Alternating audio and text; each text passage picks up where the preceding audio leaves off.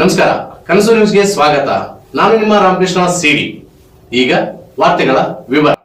ರಂಗಭೂಮಿ ನಾಟಕಗಳು ಜೀವಂತ ಕಲೆಯಾಗಿದೆ. ಹೊಸಳ್ಳಿ ಶಂಕರಗೌಡ ವೀರೇಶ್ವರ ನಾಟ್ಯ ಸಂಘದ ನಾಟಕ ಪ್ರದರ್ಶನಕ್ಕೆ ಚಾಲನೆ. ರಂಗಭೂಮಿಯ ಸಾಮಾಜಿಕ ಪೌರಾಣಿಕ ನಾಟಕಗಳು ಜನರಿಗೆ ಮನೋರಂಜನೆ ಜೊತೆಗೆ ಜೀವಂತ ಕಲೆಗಳನ್ನು ಪ್ರದರ್ಶನ ಮಾಡಿಸುತ್ತವೆ ಎಂದು ನಗರಸಭೆ ಮಾಜಿ ಉಪಾಧ್ಯಕ್ಷ ಹೊಸಳ್ಳಿ ಶಂಕರಗೌಡ ಹೇಳಿದರು.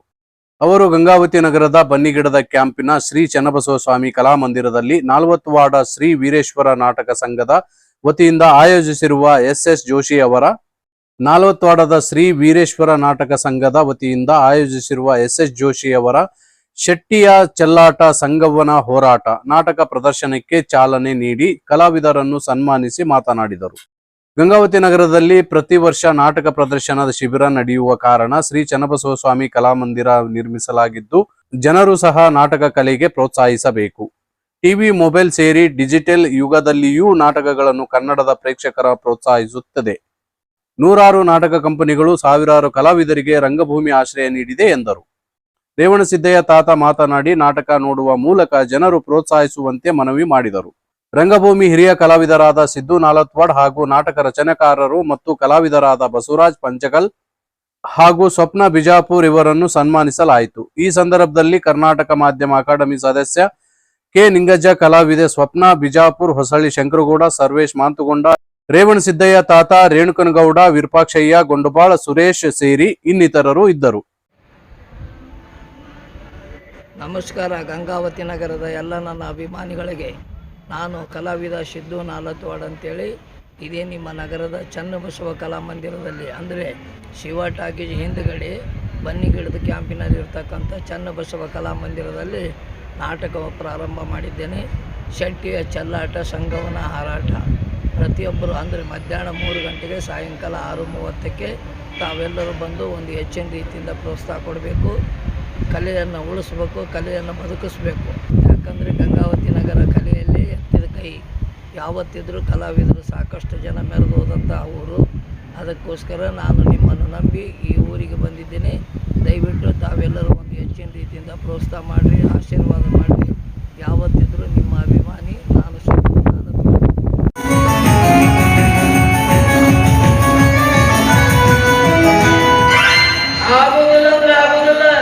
ಸರಳ ರೊಕ್ಕ ಕೊಡ್ಬೇಕು, ಮನೆ ಖಾಲಿ ಮಾಡ್ಬೇಕು. ಎಲ್ಲರಿಗೂ ಆಗಂಗಲ್ರಿ, ನನಗನ್ನೋ ಹೋಗ್ಬಿಡ್ರಪ್ಪ ನೀವು.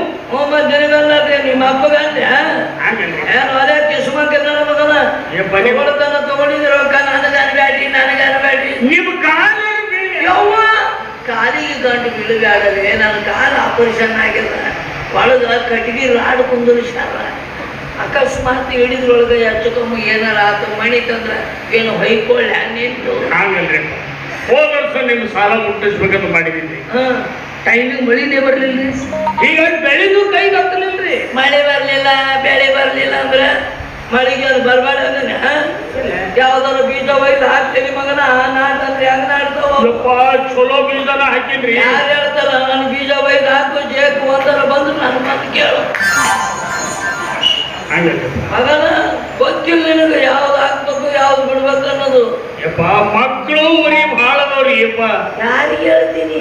ನಿಮಗೆ ಯಾಕ ನಾ ಜೋಪಾನ ಮಾಡ್ಯ ಬಂದು ನಿಮ್ಗೆ ಮತ್ತೆ ಹೇಳ್ರಿ. ಏನು ಬ್ಯಾಟ್ರಿ ತಗೊಂಡು 20 ಹಚ್ಚಿನ ಹಾಲು ಕುಡಿಸ್ರೆ ಏನು ಅಲ್ಲೇ ಮಕ್ಕಳು ಮರಿ ಭಾಳ ಆಗ್ಯಾವ. ಮಕ್ಕಳು ಮರಿ ಭಾಳ ಯಾಕೆ ಕಡಿಬೇಕಪ್ಪ? ದೇವ್ರು ಕೊಟ್ಟನ್ರಿ. ದೇವ್ರು ಹೆಂಗೆ ಕೊಡ್ತಾನ? ನಿಮ್ಗೆ ತಿಂಡಿಗೆ ಹಡ್ದಿನ ಅಂತ ಕೇಳ್ತೀನಿ. ದೇವ್ರ ಹೋಗಪ್ಪ, ಹೆಂಡತಿ ಬಿಟ್ಕೊಟ್ಟು ಒಂದು 5-6 ವರ್ಷಕ್ಕೆ ಹೋಗು. ದೇವ್ರು ಬಂದು ಅಲ್ಲಿ ಮಕ್ಕಳು ಕೊಡ್ತಾನೆ, ನಾವು ಬಂದು ಹಣಿಕೆ ಹಾಕಂತಿ. ಮಕ್ಕಳಾಗ್ಯಾವು ಏನು ಮಕ್ಕಳು ಹಡಿಬೇಕಾದ ನಾನು ಕರೆದಿದ್ಯಾ? ಏನು ನಾನು ಮುಂದೆ ಕುಂದಿರ್ಸ್ಕೊಂಡು ಹಡ್ದಿದ್ಯಾ? ಸುಮ್ಮನೆ ಕಾಡ್ತೀರಿ ನೀವು. ಆಪರೇಷನ್ ಮಾಡಿಸ್ಕೋಬೇಕಾಗಿತ್ತು. ಈ ಶೆಟ್ಟಿ ಮಾತು ಕೇಳಿದ್ರೆ ಕತ್ತಿಗೆ ತೈದು ಜನ ಬರ್ತದೆ ನೋಡ್ರಿ. ಅಲ್ಲ ಶೆಟ್ಟಿ ಮೊದಲ ಹೇಳಿ ಕೇಳಿ ಆದ್ರೆ ಹೆಂಡತಿ ಹತ್ತಿ ಬಾಡ್ತಿ ಅಕ್ಕಿನ ಹಿಡ್ದ ಆಪರೇಷನ್ ಮಾಡ್ತದ.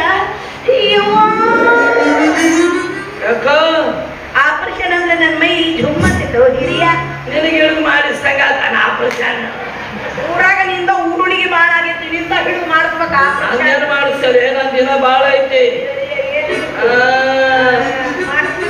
ಇರ್ಲಾರ್ದು ಬಿಡಂಗಿಲ್ಲ.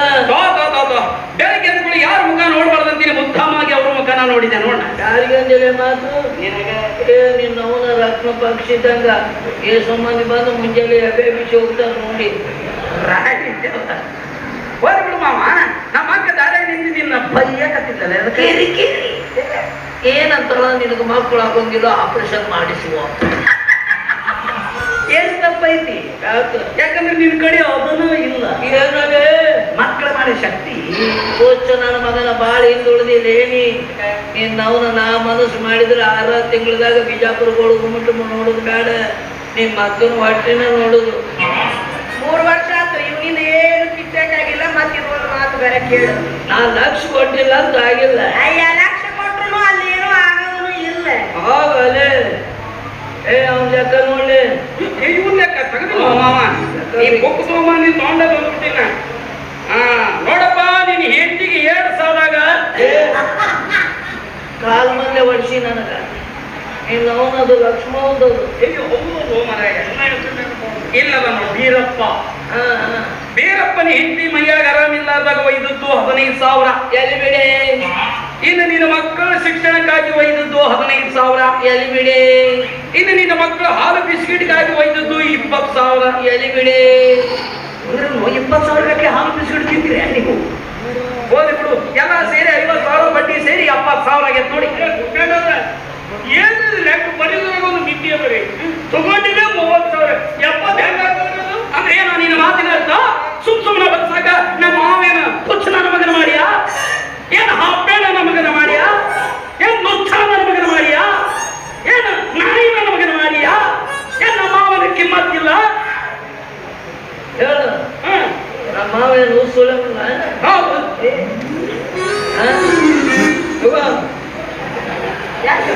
ಹೊಡೆದು ಕಾಲ್ ಮಲ್ಲೆ ಹೊಡಸು.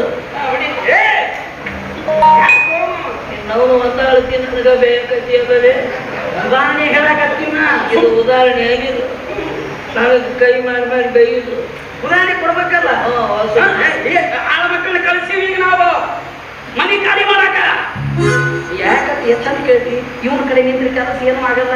ನೀನು ಹೆಡ್ ಬಾಸ್ ಅಲ್ಲೇ ಇತ್ತು ನೋಡು, ಸಿಕ್ಕ ದುಡ್ಡು ಕೆಲಸ ಪಾಸ. ಶಟ್ರ ಸ್ವಲ್ಪ ಸರಿ,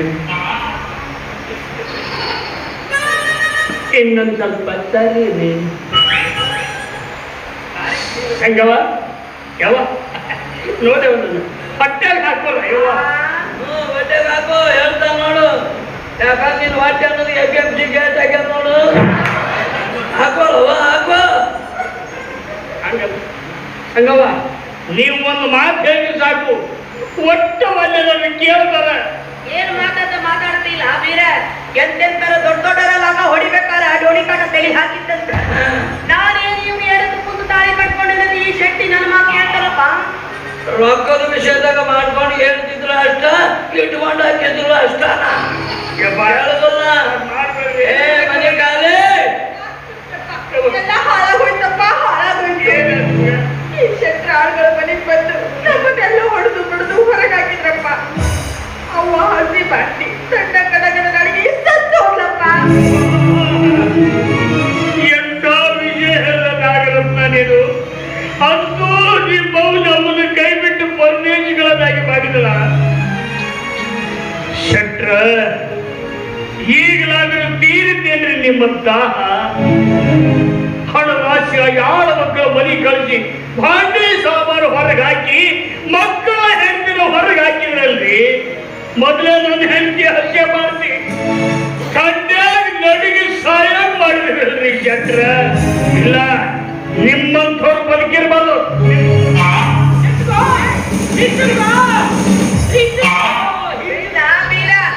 ಒಮ್ಮಿಗೊಮ್ಮೆಲೆ ಹಾರಿ ಗಂಟಕ ಕೈ ಹಾಕಿಯಲ್ಲೇ ನನಗಿರೋದು ಇವನು ಒಬ್ಬನ ಗಂಡ. ಎಲ್ಲರಿಗೂ 7-8 ಮಂದಿ ಇರ್ತಾರ ನೋಡು. ಕ್ಲಾಸ್ ಆಗಿಂದ ಈಚೆತಾನ ಗೊತ್ತಿದೆ. ಬೀರ ಅಳಬೇಡಲೇ ನೀನು. ಯಾಕೆ ಬರಕಾಕೈತ್ರಿ? ಇರ್ಲಿ, ಎಲ್ಲರಿಗೂ ಸಾವು ಬರುದ. ಇವತ್ತು ನೀನು ಹೆಂಗ್ಸತ್ತ, ನಾಳೆ ನೀ ಸಾಯ್ತೀರಿ, ನಾಳೆ ದಿವಸ ಆಯ್ತಾನ ಅಚ್ಚು ನಾಡ್ದು ನಮ್ಮೆಲ್ಲಾರು ಮ್ಯಾಲ ಕಳಿಸಿ ಇವನು ಒಬ್ಬನ ಊಟ ಮಾಡ್ಕೊಂಡು ಕುಂದಿರ್ತಾನೆ. ಇಲ್ಲಲೇ ಬೀರ ಕರೆವ ಹೇಳ್ತೀನಿ ನಿನಗೆ. ನನಗೆ ನಿನ್ನ ಹೇಳ್ತಿ ಸತ್ತಂಗಾಗಿರ್ತದೆ, ನನ್ನ ಹೇಳ್ತಿನ ಸತ್ತಂಗ. ಆತನ ಬಡ್ಡಿ 2 ಒತ್ತಿಲ್ ಮಾಡ್ಕೊಂಡ ಮನೆಗೆ ಬಾ ಅಂತೆ.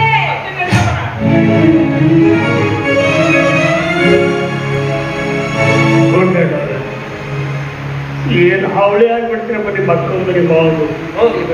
ಹೋಗಿ ಹೋಗಿ ಎಂತವ ಕಡೆ ಸಾಲ ಮಾಡಿ ನೀನು ಪರಿಸ್ಥಿತಿ ಉಂಡ ಕೈಯಲ್ಲಿ ಕಾಗಿ ಹೊಡಿ ಮನುಷ್ಯ ಅಲ್ಲ, ಅಂತವ ಕಡೆ ನೀ ಸಾಲ ಮಾಡಿಯಲ್ಲ. ಸಾಲದ ಬಗ್ಗೆ ಏನು ವಿಚಾರ ಮಾಡಬೇಡ. ನಿನ್ನ ಸಾಲ ಎಲ್ಲ ಉಂಟೈತಿ ಅಂತ ಬರೆದು ಕೊಡೋ ಜವಾಬ್ದಾರಿ ನಂದು. ನೀನ್ ಹೆಂಡತಿ ಮಣ್ಣು ಮಾಡಕ್ ರೊಕ್ಕ ಐತಿಲ್ಲ. ನೋಡಪ್ಪ, ಈ ಊರಾಗ ದೇವರಂತ ಮನುಷ್ಯ ಅಂದ್ರೆ ಬಲವಂತಪ್ಪ ಮಾತ್ರ. ಅವ್ರ ಕಡೆ ಹೋಗಿ ಬೇಡ್ಕೋ, ನಿನ್ನ ಕಷ್ಟ ಎಲ್ಲ ಪರಿಹಾರ ಆಗುತ್ತೆ. ಇನ್ನು ಮಿಕ್ಕಿದ್ದಕ್ಕೆ ನೀನು ವಿಚಾರ ಮಾಡ್ಬೇಡ್ರಿ, ನಾನು ಬರ್ತೀನಮ್ಮ. ನೋಡು, ನೆನ್ಸತ್ಲೆ ಬಲವಂತಪ್ಪರ ಈ ಕಡೆನೇ ಬಂದ್ರು, ಮಾತಾಡು. ನಮಸ್ಕಾರ ದೇವ್ರ. ಏನಿರೋಣ, ತಂದೆ ಮಗಳು ಇಬ್ರು ಸೇರಿ ರೋಡಲ್ಲಿ ಕಣ್ಣೀರು ಹಾಕ್ತಾ ಇದ್ರಲ್ಲ, ಯಾಕೇನಾಯ್ತು?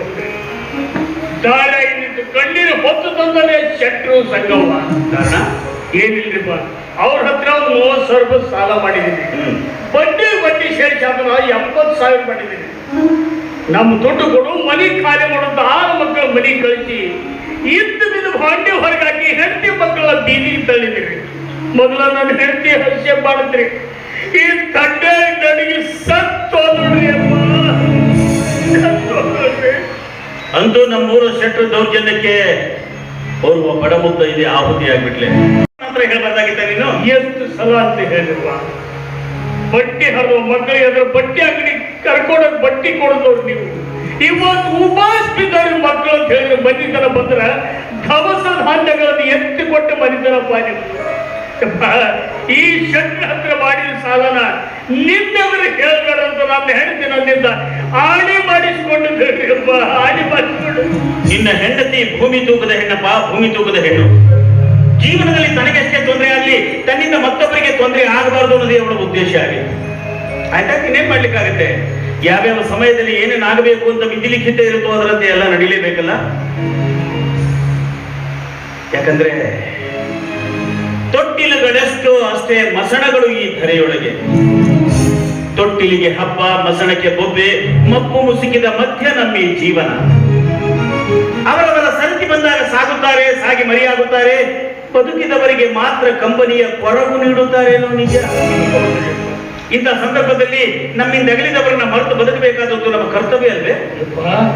ನಾನು ಹೇಳ್ತೀನಿ ಮರ್ತ ಬಿಡು ಅಂತೀನಿ. ಹಾಗೆ ಹುಚ್ಚಪ್ಪ, ಸಮಯ ಮುಗಿದ ಮೇಲೆ ಆ ಸೃಷ್ಟಿಕರ್ತ ಕೊಟ್ಟ ಜೀವನೇ ನಮ್ಮ ಜೊತೆಗಿರೋದಿಲ್ಲ ಅಂದ್ಮೇಲೆ ನಾವಾಗೆ ಮೆಚ್ಚಿ ಮದುವೆ ಮಾಡಿಕೊಂಡ ನಶ್ವರವಾದ ಈ ಮಾನವ ಜನ್ಮದ ಹೆಂಡತಿಯನ್ನಾದ್ರೂ ಜೊತೆಗಿರ್ತಾಳೇನೋ? ಸರಿ, ಇನ್ನು ಮುಂದೆ ಶೆಟ್ರ ಸಾಲ ತೀರ್ಸ್ಲಿಕ್ಕೆ ಹೋಗ್ಬೇಡ, ಅದನ್ನೆಲ್ಲ ನಾನು ನೋಡ್ಕೊಳ್ತೀನಿ. ಮೊದಲು ಆ ಮುತ್ತೈದೆಯ ಅಂತ್ಯ ಸಂಸ್ಕಾರ ಮಾಡಿ ಮುಗಿಸೋಣ ಬಾ. ಮುಂದಿನ ವಾರ್ತೆಗಳೊಂದಿಗೆ ಭೇಟಿಯಾಗೋಣ. ನಮಸ್ಕಾರ.